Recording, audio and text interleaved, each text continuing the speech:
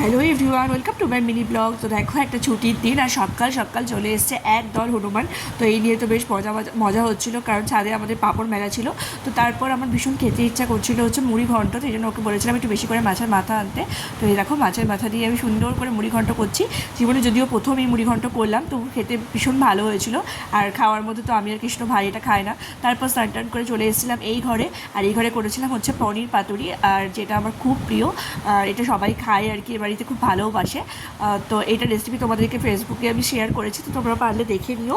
তো তারপর তো বিকেলবেলা হয়ে গিয়েছিলো এবং মা আর আমি দুজন মিলে একটুখানি রেডি হয়ে বেরিয়েছিলাম সেলে কিছু কেনাকাটা করতে। তো শাড়ি পরেছিলাম অনেক দিন পর, কারণ শাড়ি পরাই হয় না সেভাবে।